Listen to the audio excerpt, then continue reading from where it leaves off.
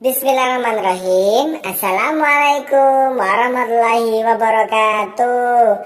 Bagaimana kabar kalian di rumah? Mudah-mudahan dalam keadaan sehat walafiat. Oke, sebelum kita mulai pelajaran kita pada pagi hari ini, marilah kita membaca surat Al-Fatihah agar ilmu yang kita dapatkan mendapat keberkahan dari Allah Subhanahu wa Ta'ala. Ayo kita sama-sama yuk. Kita lafalkan bersama. Bismillahirrahmanirrahim. Alhamdulillahi rabbil alamin. Ar-Rahmanir-Rahim. Maliki yaumiddin.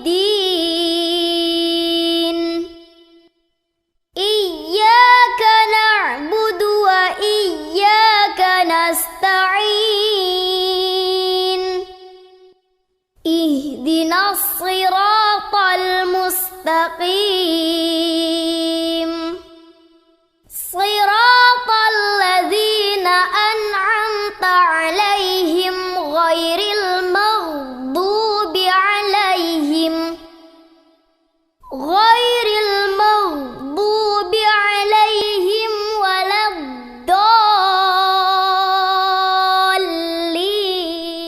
Kali ini kita akan belajar tentang aturan dalam merawat tumbuhan di sekolah. Silakan kalian buka buku tematik kalian halaman 165. Halaman sekolah sangat indah, banyak tanaman hijau terawat. Semua siswa wajib menjaga dan merawat tanaman yang ada. Tanaman tidak boleh dirusak dan diinjak. Ayo membaca. Merawat tanaman di sekolah adalah hal yang harus dilakukan semua siswa. Tanaman di halaman sekolah membuat sekolah tampak indah. Tanaman di halaman sekolah jangan diinjak. Jangan pula membuang sampah di halaman sekolah. Jika tanaman diinjak, tanaman akan rusak. Halaman sekolah tidak akan tampak indah lagi. Membuang sampah di halaman sekolah membuat lingkungan tampak kotor. Membuat lingkungan sekolah bersih dan indah adalah kewajiban semua siswa. Ayo berdiskusi. Bacaan di atas merupakan contoh pentingnya mentaati peraturan untuk merawat tanaman sekolah. Bentuklah kelompok yang terdiri atas 3 orang. Bersama dengan teman kelompokmu, jawablah pertanyaan berikut. Ayo kita kerjakan bersama. Nomor 1. Apa saja tata tertib untuk merawat tanaman di sekolahmu? Contoh tata tertib merawat tanaman di sekolahku adalah menyiram tanaman sesuai jadwal piket dan tidak boleh menginjak-injak tanaman. Nomor 2. Siapakah yang harus menaati tata tertib tersebut? Yang harus mematuhi tata tertib itu adalah semua warga sekolah. Nomor 3. Apa yang terjadi jika kita tidak mematuhi tata tertib tersebut?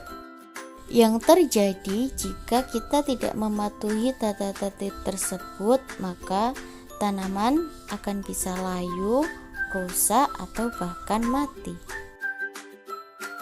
Selanjutnya, buka buku tematik kalian halaman 202. Ayo berlatih. Pasangkan tata tertib sekolah berikut dengan manfaat yang tepat. Yang pertama, datang ke sekolah lebih pagi pada waktu piket kelas. Manfaatnya adalah siswa dapat melaksanakan tugas piket dengan baik. Yang kedua, menyiram tanaman di dalam pot. Manfaatnya adalah tanaman tumbuh subur. Yang ketiga, menyapu kelas. Manfaatnya adalah kelas menjadi bersih dan nyaman untuk belajar. Yang keempat, menghapus papan tulis. Manfaatnya adalah Kegiatan belajar lancar karena guru selalu siap menggunakan papan tulis. Yang kelima, mengatur rak buku di kelas. Manfaatnya adalah buku-buku tertata rapi. Oke, selanjutnya kita buka pada halaman 171. Nah, sekarang Ustazah yang membaca, diperhatikan. Kalau di rumah anak-anak bisa mencobanya lagi dengan ayah, bunda, atau kakak. Oke, lanjut ya. Oke, ayo membaca. Nah, bersama dengan teman sebangkumu, bacalah percakapan Lina dan Dayu dengan nada dan intonasi yang tepat. Nah, yang pertama, Dayu, bunga matahari yang kutanam sedang berbunga. Lina berucap kepada Dayu, pasti bagus sekali. Bolehkah aku datang melihat? Kata Dayu. Tentu saja boleh, jawab Lina. Siapa yang merawatnya setiap hari, Lin? Tanya Dayu kepada Lina. Aku dan ibuku bergantian menyiram setiap hari. Lina menjawab. Di mana kamu menanamnya? Kata Dayu. Aku menanamnya di halaman belakang rumahku, jawab Lina. Apa saja yang dibutuhkan agar bunga matahari bisa tumbuh? Dayu bertanya. Tanah yang subur, air, sinar matahari, dan pupuk, kata Lina. Kapan kamu mau datang ke rumahku? Lina bertanya. Sore ini setelah pulang sekolah, jawab Dayu. Baiklah, sampai nanti Dayu, jawab Lina. Oke, anak-anak, dari percakapan di atas tadi menceritakan tentang apa ya kira-kira ya? Ya, benar, tentang bagaimana cara menanam bunga mawar. Terus siapa tadi yang merawatnya, yang memiliki bunga tadi siapa? Ya, Lina. Terus yang mau main ke rumah Lina siapa? Dayu. Ya, dari percakapan di atas, mari kita jawab pertanyaan di bawah ini. Ayo berdiskusi. Nah, siapakah yang banyak bertanya pada percakapan di atas? Nah, anak-anak pasti sudah tahu kan? Kalau anak-anak mendengarkan apa yang sedang Ustazah baca, pasti tahu. Siapa yang banyak bertanya tadi? Coba kita lihat. Nah, benar, Dayu yang banyak bertanya kepada Lina ya. Selanjutnya, kata tanya apa saja yang digunakan dalam percakapan? Coba kita perhatikan lagi dari atas. Ya, saya zoom. Oke, ini ada yang pertama. Siapa? Ya. Terus di mana? Kapan? Nah, itu adalah beberapa kata tanya yang digunakan dalam percakapan di atas. Nah, apa saja yang menandakan kalimat tanya? Apa saja?